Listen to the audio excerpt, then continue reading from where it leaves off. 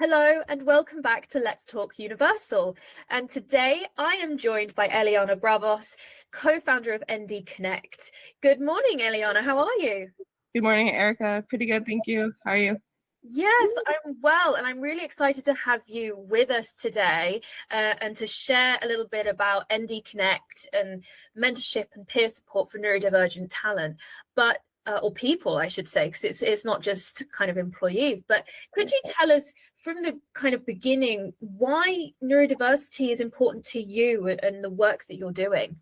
Yeah, absolutely. So, first of all, I am neurodivergent myself. I have ADHD and some mental health disabilities, and so navigating different kind of barriers and systems in my life, given that perspective, in addition to seeing other people in my family who have different experiences, navigate some different systems, has really made it clear to me that it's really important to think about and to learn ways to accommodate you and your brain, and work with your brain instead of against it in order to live a good life. At the same time, it is an important part of people's identity, and I think that it can be really powerful to form community with other people who understand you as a whole human being, and being able to have the language to describe your experiences is very supportive in knowing what's going on and having more self-awareness, and being able to look up strategies that are more likely to be helpful for you, and also to start to recognize your strengths, and recognizing that it's not like a wrong way to exist, but just there's no one right way, and we all do things differently. So I think that that's kind of like the gist. But Yeah. really connecting, not like I really see neurodiversity not just as like another term for ADHD or another buzzword that's been around, or really seeing it as like a fundamental human rights movement that we've all we've been able to kind of gather around, and it really helps us advocate for systems changes and better working conditions, and better community spaces. And so I think that there's like a lot of power there when we treat it that way. Yeah, absolutely. And I definitely think we're seeing more momentum, but I still think that a lot of people, particularly organizations, are still in that learning phase of trying to understand what it is. So I wondered if to begin, well, not to begin with, but if we could kind of explain for the listeners what some of those challenges might be for neurodivergent workers in a traditional employment setting. Right. Yeah, absolutely. I mean, of course, it depends a lot on the person themselves, but I think a lot of times the way that, very traditional, capitalist 9 to 5 jobs are set up is not super conducive to the well-being or performance of neurodivergent people. So, sometimes people do exceptionally well. So again, I'm not speaking for everybody, but just some of the challenges are, trouble making social relationships at work and finding people who will sponsor and champion you, and navigating like the hierarchical like work dynamic. A lot of times people have different communication styles, which neurotypical people or holistic people might misinterpret. So a lot of times I have an overlapping communication style, but if I'm in a meeting, sometimes I'm so excited, it's so hard for me to hold my thought in. But Yeah. other people will be like, oh, you're like interrupting, where I know, a lot of my autistic friends and my co-founder who's autistic will get, you're being rude because you're so monotone and you're so direct, and just like the way that you phrase things. And so I think that that's a really huge challenge, is just navigating that piece of it. Also, sometimes we need different environments to support us in doing our best work. Like I know for me personally, I can get really overstimulated. And, if I'm in like an office environment, it's like, okay, there's like people typing, and there's like these freaking bright fluorescent lights. There's, so much stuff going on. And that was like really hard for me to focus. And for a long time, this is going back to the question about like why neurodiversity is important. I didn't even know what was going on. I thought I would just had these like really weird migraines. And I do have migraines, but that experience, I was always just like, oh, like this isn't a migraine, but like it's kind of a migraine, and I don't really know what to like do with it. And so, learning about overstimulation as a concept and how it applied to me, and especially like early COVID when like, everything went remote, and then I found myself working from home. I was like, this is amazing. Why is this not an option for people? So I think a big part of supporting neurodivergent workers is just helping support like autonomy and choice over different working conditions, enabling like flexibility, especially if there's no real world external reason for, you know, having things be different. Like, you know, a lot of people mandate like a return back to work, but it's like, okay, like there's not like a lot of like good research or evidence that like supports that. You know, people should be empowered to make good decisions for themselves. And I think that if you're hiring somebody, you know, at the end of the day, you should trust them and, you know, really let them take the lead in that respect. Um, Otherwise, yeah, I think a big part is just navigating those social dynamics and, of course, barriers and like interview processes that kind of come from those differences in communication styles and different ways of doing things too. Sometimes, you know, the way that is the most efficient or the most effective for a neurotypical person might be very different than that of a neurodivergent person. But then, you know, if you have like a manager that's coming and kind of seeing how you're working, they might be like, oh, like what the heck are you doing? So I think again, just having a lot of flexibility and normalizing the fact that all of us have access needs. It's not just, you know, neurodivergent people, but also neurotypical people have access needs. We just don't talk about them as much because, you know, our default systems are better set up to support their brains. But just kind of normalizing conversations around like, okay, like this is what I need and this is what you need. You know, maybe you need me not to interrupt you when you're talking. Like, how do we create like a system that like helps support both of us? So not localizing the problem and like myself or in, you know, the other person that I'm talking to, but like really seeing issues when they do come up as relational and figuring out like, you know, it's like the system's not the people. How do we support them? Yeah, and just going back to what you said about COVID, I think there was a real change in the way companies had to work. That I don't know what your thoughts are, but it definitely pushes that agenda forward. But after COVID and trying to encourage everyone to come back to work, I think that's almost taking a step back, and it's to the detriment of people who working from home worked, you know. And it's not just neurodivergent No. workers, it's also, you know, women who found working at home easier to balance with their lifestyle. Absolutely. Yeah, I completely agree. I think it's a little bit silly to, you know, mandate all of these return to works Yeah. firstly. And I think that again, just enabling multiple modes of participation, I think is one of like the best things that people can do. And as you said, it's not just, you know, a neurodiversity issue, and like very few things are. I think in general, you know, all these issues are very intersectional, and people who have, you know, multiple experiences of, you know, oppression and discrimination, you know, feel the impacts of this lack of accessibility so much more. So I appreciate that you called that out specifically. Yeah. And so let's talk about mentorship and peer support.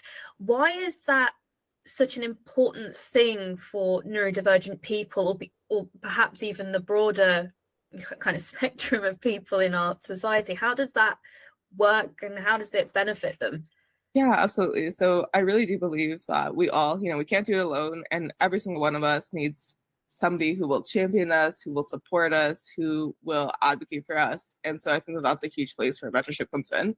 Um, Neurodivergent people, unfortunately, have disparate access, like disparities in their access to mentorship, especially a lack of access to mentors that they feel like understand them and are well equipped to give them good support and advice, because they have insights into the way that, you know, neurodivergent people think and behave. And like, yeah, of course it varies from person to person, but also like if I'm looking up strategies, finding strategies from other ADHDers like maximizes like the chance of success compared to like, you know, we looking up like general strategies or, you know, whatever else, and finding, you know, it's a lot less likely to work. And so that's kind of how we see mentorship too.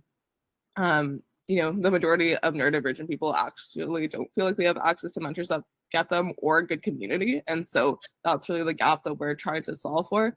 And, you know, mentorship has been shown to do so many things to improve well-being, life satisfaction, job satisfaction. People with mentors are 3 times more likely to get promoted. So, you know, there's a lot of research on how those relationships can make you happier in life and feel better and like do better at work. And so we kind of approach mentorship and peer connections very holistically.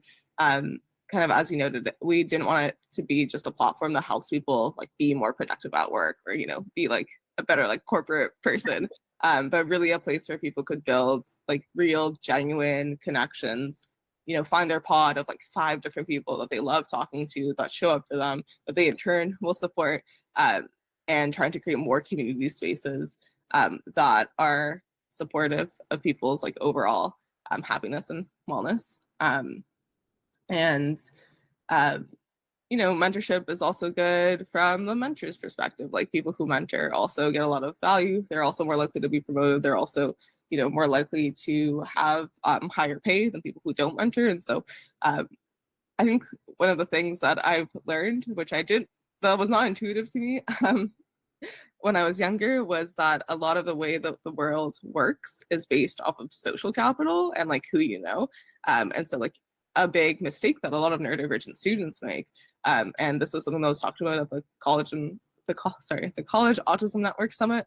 There is somebody, Brett, oh my goodness, I don't remember his name. Brett, I can get that name. He did an amazing talk on this there, and he was talking about how a lot of neurodivergent students will, you know, just really focus on like their academics and like, you know, they think that that's the most important thing. And that was definitely my experiences where I was there and I was like, okay, like, you know, I'm here. The best way for me to get a job after graduating is just like study, and like focus on my academics. And at the same time, it was really hard for me because I needed more time on assignments to do well to kind of balance that like social world with the academic world. And so, you know, a lot of other neurodivergent students find themselves in the same boat. And then, you know, once they graduate, it's hard because a lot of other neurotypical people are finding jobs through their relationships, like the friends that they went drinking with. And it's like, oh my gosh, it's like a different world. And so, you know, talking to people, I've learned that this is how a lot of people navigate the world of work. You know, I spoke to somebody who told me in her 40-year career, she has never once interviewed for a job except for as a formality. And, you know, like it or not, that's like, yeah, like how things work. And I think it's important that we look at not just making like traditional standard processes more accessible, but like look at like what is the real way that people are being hired, and like, you know, how do we just support increased access to that until things are different. Yeah, I suppose it comes from both sides. You know, the neurodivergent people need to understand sort of how it currently works, not that it should exactly stay working that way, but also organizations or I don't know, institutions like schools and education systems need to also understand how they can better provide those accessible points for those right. people as well. Yeah, I find that really fascinating. And do you find that there are any particular challenges with perhaps onboarding mentees or mentors into what you're doing with ND Connect? I mean, the biggest challenge when we first started was our app experience was super buggy because we only started like 7 months ago. But now I feel like that challenge is very much reduced and we're not seeing as many issues completing our sign up onboarding process.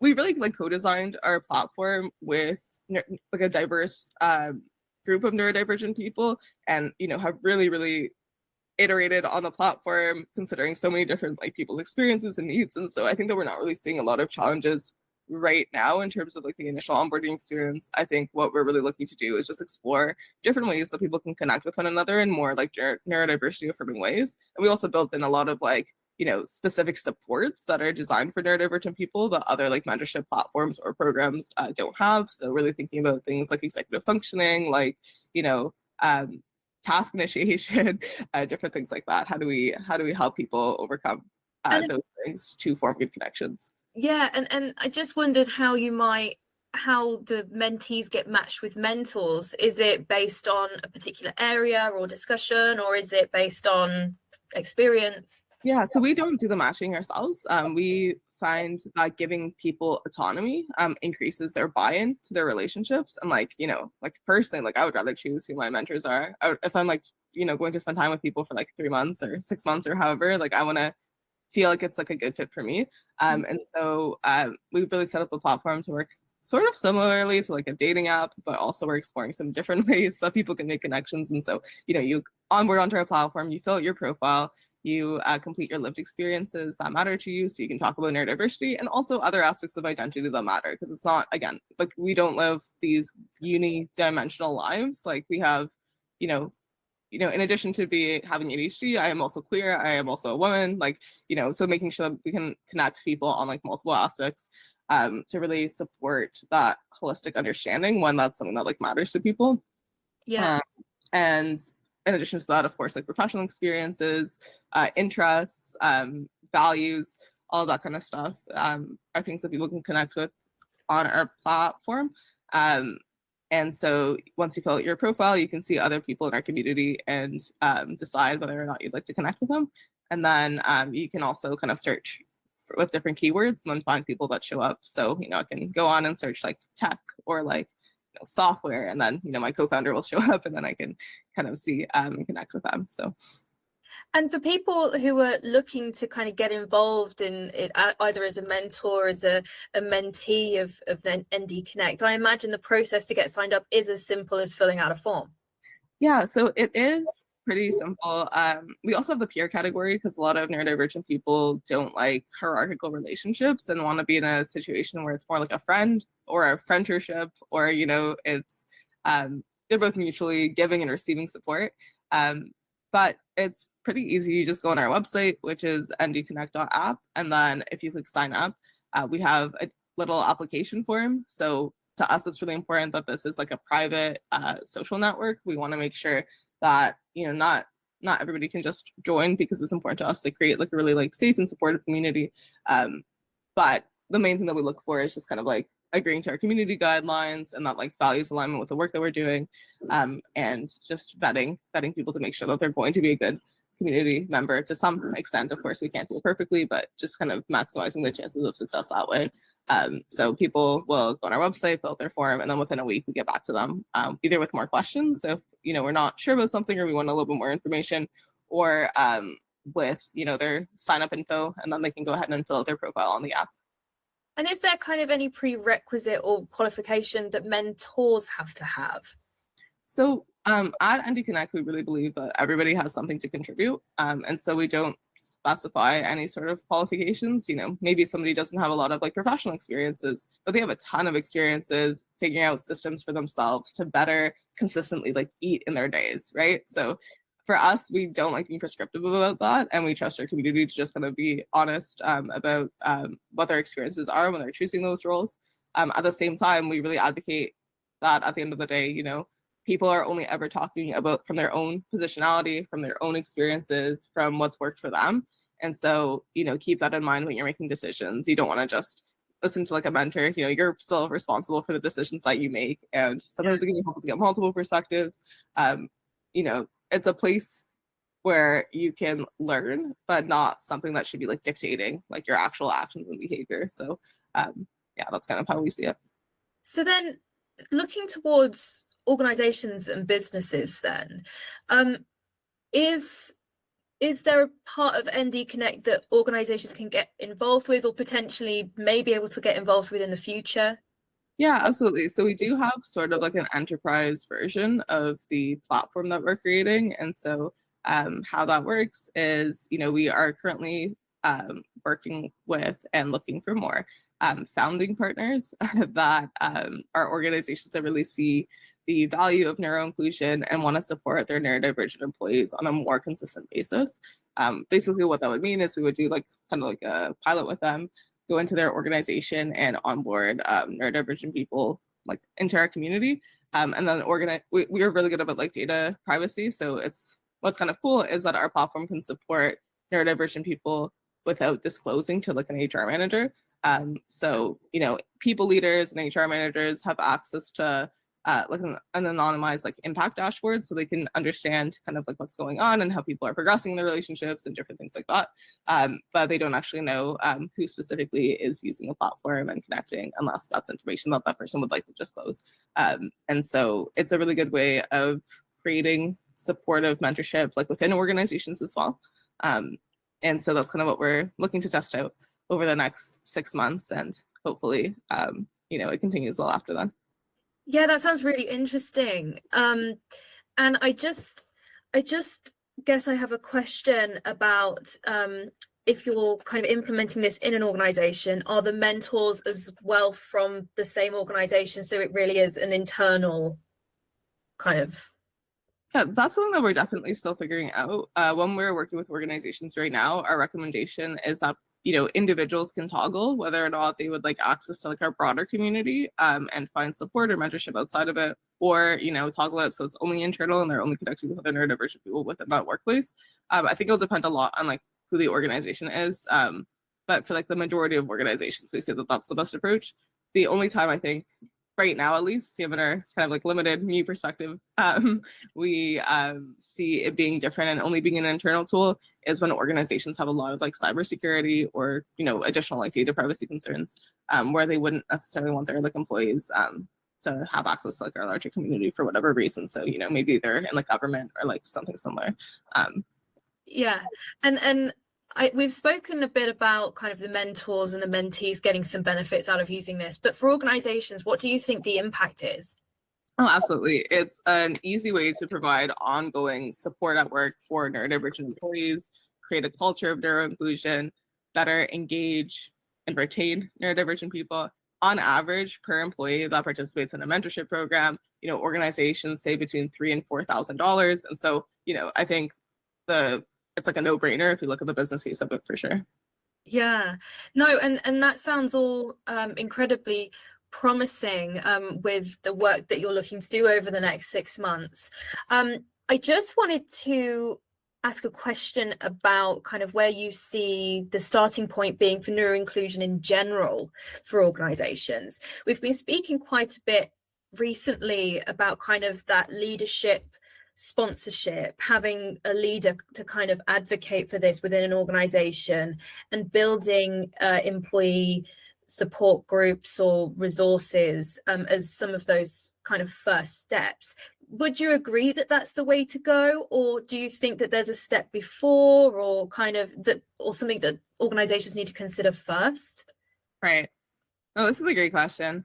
I'm going to give my opinion, but my brain's not good at prioritizing information. I feel like that's like an ADHD trait where it's like, okay, everything feels equally important to me sometimes. And so just keep that in mind with my answer. But No, yeah, that's fine. I think definitely what we've kind of found from our experiences is that organizations that receive like an all staff training on neurodiversity, that's like usually like a good first step, because people often don't know what neurodiversity means. And there's even neurodivergent people. Like when I used to give trainings to different organizations, we'd be talking to like 100 different employees, kind of talking about like an intro to neurodiversity, what it is, how to actionably support your team members at work, that sort of thing. And people would come up to me and be like, oh my gosh, like I knew that I had like dyslexia, but I didn't even hear about neurodiversity as a term. I didn't even know I was neurodivergent. And so I think that to me is like the first step, is just making sure that like members of that organization have like baseline awareness on like what neurodiversity is and means, and also keeping that in mind when people start to form the neurodiversity ERGs. But I think that's like, I think that they're very close, and like it can also happen in the other order. I think that neurodiversity employee support groups or resource groups are so helpful, and should be promoted in the workplace. And I think that kind of like what we're building is a really good complement to that. But I think that kind of having the conversations around neurodiversity, just recognizing that like it doesn't end there. There also needs to be like material change in terms of policy, in terms of providing that like ongoing support where it's not like a one-off. And so I think that is a good approach from that perspective. One thing is I think that sometimes employee resource group leaders do a lot of additional labor for being involved in those groups and are not compensated for it. And I think that is something that needs to change in organizations. So if there are any organizations listening, pay your ESG leaders, please. But no, sure. And when it comes to ND Connect and 2024, I know we've spoken about these enterprise kind of partnerships that you're looking at over the next 6 months, but is there anything that you're looking to achieve in the next year with ND Connect? Yeah, absolutely. I think a big thing is, so of course, like product wise, we're always looking to improve it and get to a place where our product is a little bit more market ready. So ideally getting out of our beta, ideally getting some funding to support us as well in that process. But I think the biggest thing is just growing our community to being something that is supportive, or like, I guess more like growing our community so it's big enough where people can find really specific and like meaningful connections, and that we're really improving our impact because of it. Right now we have like over 200 people in our community, but we want to have like thousands and thousands and eventually millions of people in our community. And so just kind of looking at that community growth. None of us on our team have a formal business background, so I am learning how to I don't know, talking about us more. So I think support in that capacity. I really expect to like learn a lot along my journey that way. But yeah, let me take a step back. So yeah, growing our community. Please help with the word or join to help us with that. Also, yeah, really forming more partnerships for impact with different organizations, nonprofits, enterprise organizations, universities and colleges. That's something that's like really big on our list. And then just building it to be an even better and more supportive experience that works better for the needs of different neurodivergent brains. So I think that those are like the three big ones. Yeah.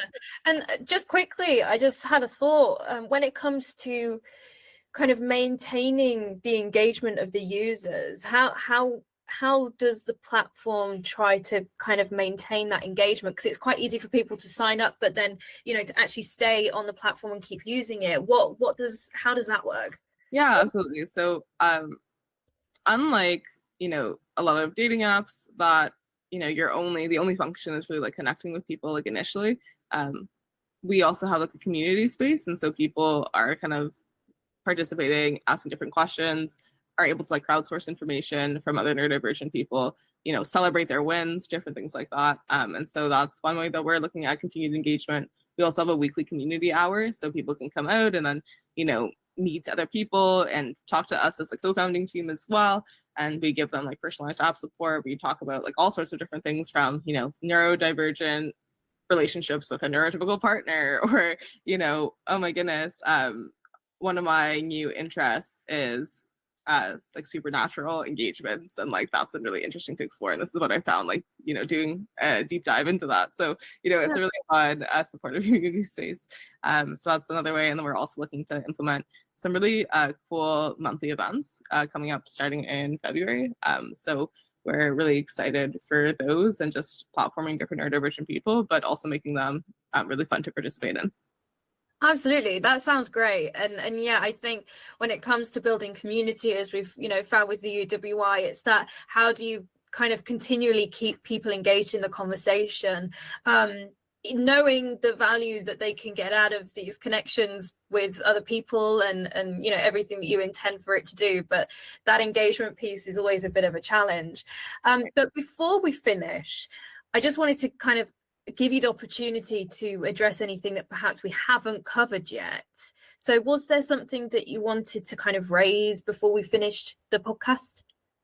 Not particularly, but just going back to that like engagement piece, I think our goal too as an organization is a little bit different. We're not really looking to maximize for time spent on our platform the way that a lot of other social media platforms are. We really want people to come and just find real friends, real mentors, and then to have those conversations, but not necessarily feel like they need to engage with us consistently. I feel like we're already we're in this like attention economy. We already all spend so much time on our screens. And so, how do we support like real valuable relationship building without, just giving people more like homework or like resources to read? So yeah. I think that like our goal is a little bit different than the platform like, like Facebook or, TikTok that's really maximizing for like overall like engagement, time scrolling, like that sort of thing. That's definitely not what we want. And we're also a co-op, which I think is a really fun fact about us. So we're not just an organization that, thinks differently, but we're an organization that really does things differently. And so what that means is that at the end of the day, in like a year from now, we're going to be owned by our workers and the community members that actually use our platform. And so it's the model over here that best sets us up to be accountable to neurodivergent people and have them be really like the drivers of our strategic direction. So that's really exciting. Well, thank you, Eliana. This has been a really interesting conversation around the impact of mentorship and peer support. And I really appreciate you taking the time to chat with me as well, knowing how busy you must be. It's been an absolute pleasure. And I really do hope to hear more from you and to keep in touch with you as the years go by. Thank you so much, Erica. It's always so cool seeing what you folks are up to at the UWI. And I really appreciate your time today as well. And you know, the time of everybody who listened. Absolutely. Well, thanks again, and I'll speak to you soon. Okay, bye.